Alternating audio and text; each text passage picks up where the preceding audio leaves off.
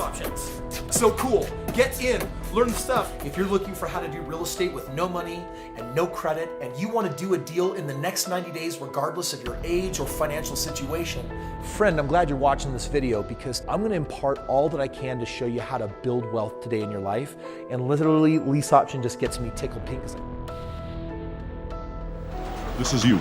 You'll meet your cellmate. This is where you'll spend the majority of your time. Lunch is at 12. If you're late, don't even bother coming. Hey, what are you in for? Grant Cardone? Hold up.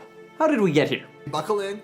We're ready to go. A long time ago, there were ancient ideas in regards to real estate. Ideas that say everybody can become rich with real estate with no money and no credit. And these ideas are now being recycled and resold by people like Kris Krohn to convince you that you're just a $3,000 program away from wealth and freedom. Or you're just one lever pull away.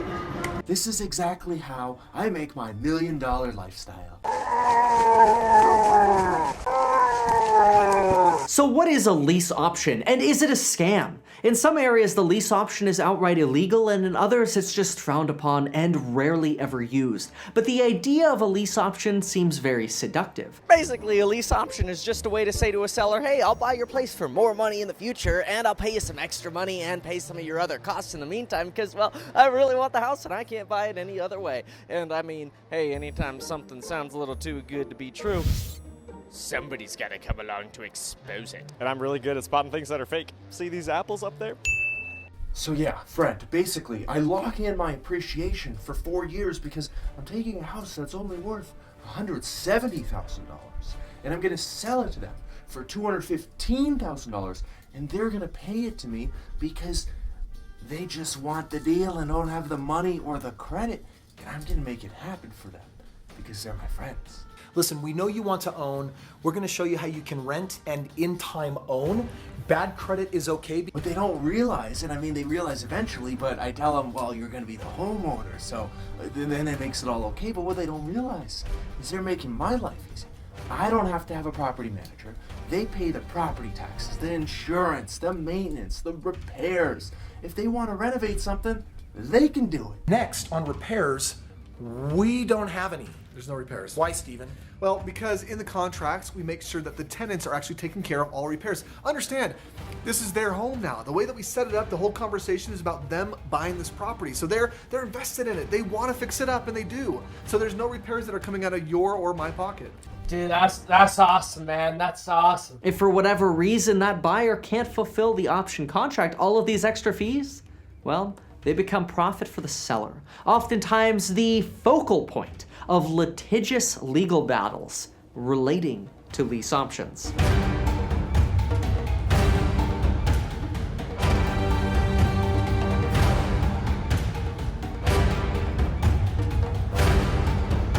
You know, it was never really an issue of finding somebody to do the lease contract with you. It's a matter of actually being able to complete the darn thing, and usually it's the sellers that make out like a bandit, because nobody ends up being able to complete them. Big thing to know going into this, Grant, friend, is, well, these people, after 4 years, they still don't have the money or the credit. They never end up buying. Even if they do, I get my money and it's fine because I structured the deal to be fine if they bought it. But if they don't buy it, I get the extra rent, I get the extra money, they maintained it for me, they paid the property taxes, they paid the insurance for me. I took all of that, and I go in knowing that the odds these people are actually going to close the deal in 4 years is very low. Nothing changes with these people. They're going to be perpetual tenants. Lease options. So cool. You know, and I don't mean to come across to say that lease options are wholly unethical, but let's just say it's a little questionable, at least some of the stuff. What is that? What is that? Is that melted cheese that has refrozen because it's freezing out here and it's Nevada? Or is it Nevada? If the buyer does end up purchasing the property, the seller was able to take advantage of less selling costs and that maybe they didn't need real estate agents, and they were able to lock in a set amount of real estate appreciation up front. That's like a casino, man! Oops, wrong exposed video. But what they really don't realize is the value of all the other stuff I'm making them pay, because I'm making them feel like they're the homeowners. I'm making them pay the property taxes, the insurance, the maintenance on the property. If they want to make any renovations, any improvements, they're paying All of that. They remodel, it's mine. They hang a new light, it's mine. Well, that's not really fair. But neither is having such a beautiful pool and it being frigid and freezing outside and the pool being closed. What is happening? And at the same time, I'm getting above market rent. Now what if there's a leak or something? Oh, and friend, the best part, say a pipe bursts in the property and I end up getting a settlement of $25,000, $30,000, $50,000. I just tell the tenant, the owner, the buyer, to go send a handyman in, start fixing stuff, send me the bill, I'll take care of them. I cash the 50 grand and then maybe I give them 15 to go pay for their handyman. So I'm profiting off the fact that I am getting the insurance settlement because I am the owner of the property. And that's even though you're making him reimburse you for the insurance premium? Dude, that's obsessed, man. But let's just say if you're doing lease options, there might be a little bit of a greater chance you might be okay fudging the truth a little bit with your insurance claim commission dude guy, whoever adjuster, Kevin, come on, get it right. Oh, real fruit. That's right, my friend. Grant, here's the kicker. Sometimes people, they come to me and they say, hey, well, let's record the contract because it'll make me feel more comfortable if we have a recorded contract. But then I tell them, oh, we can't record the contract publicly because if we do that, then my lender might call the loan due and payable because, well, it's due on sale, buddy, so we can't record your contract, so we'll just have to keep this contract between us. Perfect protection for me. That just shuts them up right away. Lease options. Well, if that's not a clue, there's something wrong. Have you ever heard of a red flag? What about Dido and her white flag? Hey, what's up with the guy with the knives in his face? Oh, that dumbass Kevin. Oh, well, that's not very nice now, Grant. That's me, Kevin. Is that text behind Grant's head a mirror image? Or is it backwards? I told you I'm good at exposing things.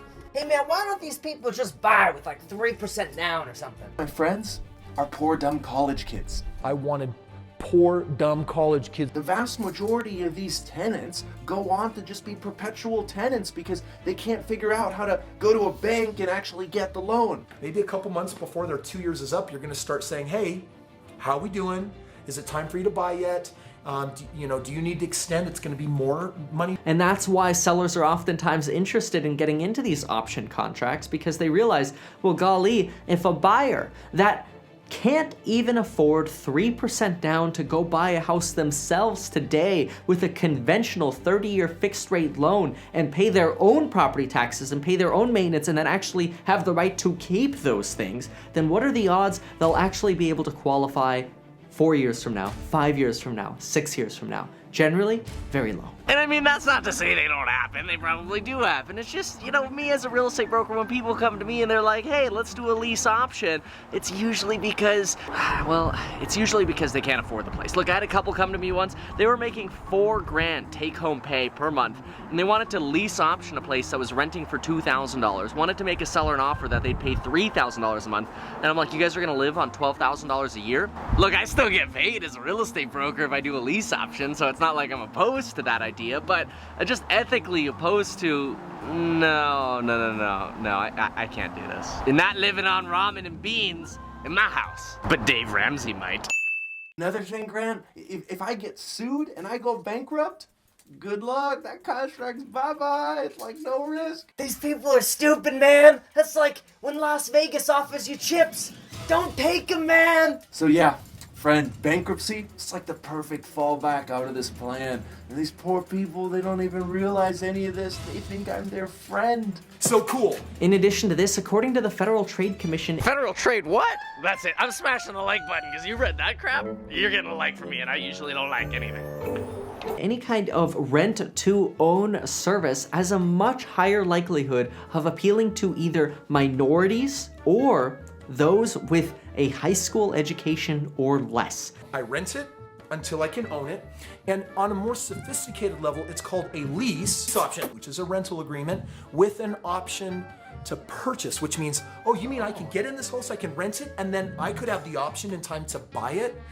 That's what a lease option is. Now, that is, you're generally selling to people who are undereducated relative to the people around them, make less money, or are more likely to be minorities. Now, being a minority doesn't inherently have anything to do with this. We don't have to get into a debate of causation versus correlation. The bottom line is, most rent-to-own options are fulfilled with people with less education and less of an income. And the odds of being able to somehow become more educated and or make more money by the time the option contract becomes due is very low. Yet people are willing to spend their life savings on high-priced lease option courses. Remember that we're talking to a body of people that are out there in the marketplace that are saying, I've gone to a bank, it's now embarrassing, I don't even want to look at my credit, I had a couple of things that didn't work out for me, and I don't know how to get a house, but dang it, I want to stop throwing my rent money away, I want to get into a house, and Steven is going to show you a homemade sign that communicates to these people, we're not a bank, we're not a formal institution, but we do have your solution, and that solution is called rent to own. No 30 days of overqualifying, you collecting paychecks and stubs and W-2s and then running your credit.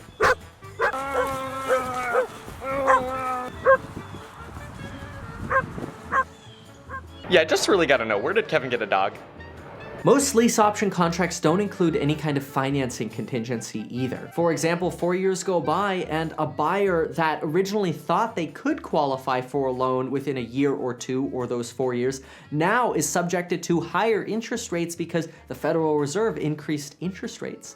And guess what? They can't qualify anymore. Get in, learn the stuff. Yet, they don't have a financing contingency in their contract, so they lose all of the benefits that they had been working so hard to collect. These friends are too dumb. That's why I have to always call them friends, because they think I'm actually their friend. Wait a minute, Kevin, I thought you said after the Brian Casala video, you wouldn't make mean comments anymore. I don't mean to, I'm just trying to convey a point, okay? I'm sorry. That's just ridiculous. Is there any risk to this at all? It's like a lap dance, brother. At some point, you really just need to have a good attorney, because these people, they get desperate, and it gets messy. You have a good attorney, though, it scares all the friends away. Hey, that's awesome, man. What do you say we partner up on this? Now, the downsides for buyers seem pretty endless, and that might lead you to believe that there are no downsides for sellers, but there are downsides for sellers as well. If you're part of my real estate investing course, you already know that possession is 9/10 of the law. That is, when you put somebody in control of your property, they're in control, not you as much as you might think you are as an owner or landlord. And literally, lease option just gets me tickled pink. Yet what do lease options do? They take people with poor payment histories, bad credit, or less income than they really should have, and put those people in control of your property. It sounds great to have somebody like that be responsible for paying all the maintenance on your property, but that also means somebody unqualified is now responsible for the maintenance on your property. Additionally, don't think you'll make out like a bandit if a buyer, for whatever reason, can't fulfill their contract. Expect lengthy legal battles. Now, not always, but hey, when people think they're getting screwed by a contract you wrote as the seller, you better be very, very careful and prepared. So set some of your profit aside. Learn the stuff. Another fact to consider, when people start realizing that they're paying significantly more than market rent, you're much more likely to find they just stop making payments to you because they realize they're getting ripped off. That means another eviction for you to deal with. Good luck getting the house back in the condition you rented it in. Now, in case you're not convinced, I encourage you to check out Kris Krohn's lease option course. Because I have a program for them. It's $2,997, and I can teach them all they want to know about lease options, except the stuff I'm telling you. That's just for you and me, Grant. But after you spend that $2,997 and start peeling back the layers on what lease options really are from Kris Krohn's perspective, you'll definitely want to set aside your next $2,997 for Kris Krohn's 9 Laws of Consciousness program. And the Limitless Belief Breakthrough script. And then if you're not convinced, you can spend another $2,997 to learn how to document your journey on YouTube, also via Kris Krohn's products. Finally, if you're just confused after all of this, there's always one-on-one mentoring help for you with Kris Krohn's staff, but not Kris himself. He's got a staff for you. Wait, we can't end it on that. We can't end it on you failing True Basic like you did in high school. We need a cliffhanger. Yeah. That's it. Roll the cliffhanger. Hey, Kris, what do you say? You want to sit next to me?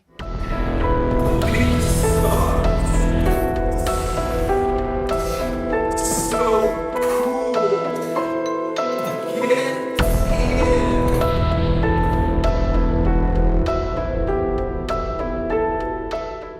In case of fire, break glass. In case you want more exposed videos, subscribe.